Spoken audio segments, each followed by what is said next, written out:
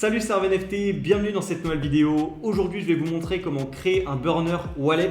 Donc le burner wallet, c'est simplement le wallet que vous allez utiliser pour les free mint ou lorsque vous voulez interagir avec un contrat NFT. Je vais vous donner deux moyens de créer ce wallet, un moyen rapide mais un peu moins sécurisé et le moyen un peu plus long mais niveau sécurité, ce sera le top. Pour ceux qui veulent démarrer les flips de NFT, n'hésitez pas à cliquer sur le premier lien dans la description. Je vous ai préparé un atelier gratuit qui s'appelle Flip Master dans lequel je vous montre toutes les bases pour démarrer les flips de NFT. Bref, avant de démarrer comme d'habitude, n'hésitez pas à vous abonner, à liker la vidéo, ça me soutiendrait énormément et on est parti. Ok, alors le burner wallet, j'ai expliqué rapidement en intro mais je vais réexpliquer rapidement. Donc c'est par exemple lorsque vous avez un free mint et que voilà, par exemple la team n'est pas doxée ou vous voulez pas interagir avec votre wallet principal. Moi en général je recommande toujours d'avoir trois wallets, le wallet pour les flips, le wallet pour stocker tous ces NFT, toutes ces cryptos et un burner wallet, donc ce que je vais vous montrer aujourd'hui. Donc le burner wallet, dans l'idée vous allez envoyer un tout petit peu crypto juste pour couvrir le mint ou couvrir les frais de gaz dans le cas d'un free mint. Et carrément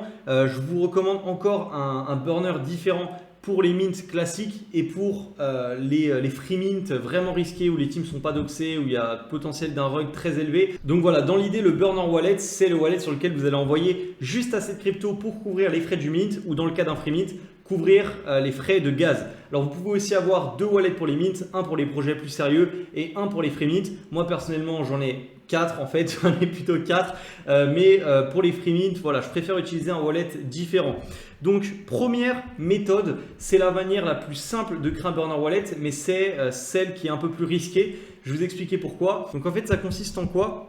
Ça consiste à aller sur MetaMask, donc je vais mettre mon code. Donc vous allez sur MetaMask, vous cliquez en haut à droite et vous faites créer un compte. Donc là ça vous crée en fait un wallet mais sur le même profil Google. Et c'est là que c'est risqué. C'est-à-dire que la personne que je connais, qu'est-ce qui s'est passé? Elle a validé, elle a signé un contrat lorsqu'elle a voulu faire un swap sur PancakeSwap. Et lorsqu'elle a fait ça, tout simplement, elle s'est fait siphonner ses autres profils. Donc moi, je ne suis pas hacker, je ne sais pas comment ça fonctionne, mais je sais que c'est déjà arrivé à quelqu'un. Donc c'est, voilà, vous pouvez prendre le risque de simplement ajouter un compte, c'est plus simple, vous avez tout au même endroit, mais vous pouvez potentiellement vous faire siphonner peut-être en interagissant avec un contrat, vous faire siphonner vos autres comptes. Maintenant, à mon avis, c'est peu probable, surtout si vous mintez directement depuis le smart contract, depuis Etherscan, comme je vous l'ai montré dans cette vidéo. Enfin, je vous la mets sur le petit i à droite. Il y a peu de chances que ça arrive.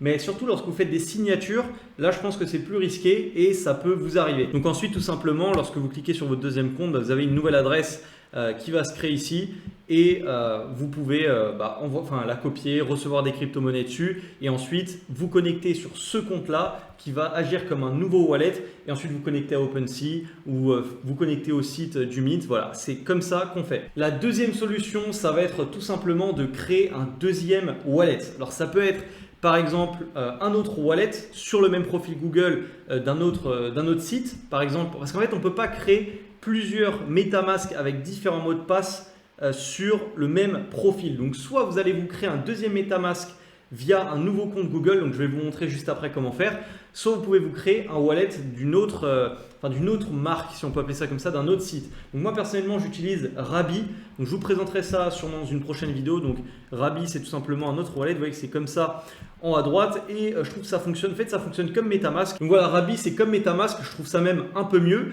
et comme ça sur le même profil Google vous avez deux wallets et ensuite vous avez juste à faire le switch. Vous n'avez pas besoin par exemple d'avoir deux écrans, enfin moi ça va, j'ai deux écrans donc ça va, mais si par exemple vous n'avez qu'un écran, avoir deux profils Google en même temps ouverts pour faire le mint, pour ensuite le transférer sur l'autre wallet, etc. Ça peut être assez compliqué alors que là on a vraiment tout sur la même page. Là j'ai mon Rabby, là j'ai mon MetaMask et lorsque je veux me connecter, donc il faut faire clic droit, il faut faire possibilité de lire sur tous les sites et il faudra désactiver l'option sur MetaMask. Ce qui fait que comme ça lorsque vous voulez vous connecter au site de Mint, ça va d'abord mettre le wallet Rabby en priorité par rapport au wallet MetaMask. Parce que parfois, ce qui peut se passer, c'est que vous voulez vous connecter au site de Mint avec le wallet Rabby ou le wallet MetaMask, mais c'est l'autre wallet qui va prendre le pas. Du coup, vous faites clic droit sur MetaMask, vous mettez lorsque vous cliquez sur l'extension et ici, vous mettez possibilité de lire sur tous les sites. Comme ça, c'est le wallet Rabby qui va passer en priorité. Mais pour un maximum de sécurité et si vous ne voulez pas utiliser un autre wallet et que vous voulez absolument MetaMask, je vais vous montrer comment faire. Donc, vous faites clic droit sur Google Chrome juste ici et vous allez choisir un nouveau profil un nouveau profil Google. Donc par exemple, je vais aller sur ça. Par contre, je crois que j'ai pas de MetaMask. Et là, vous allez alors supprimer. Et là, vous allez taper metamask.io. Vous allez vous rendre sur MetaMask.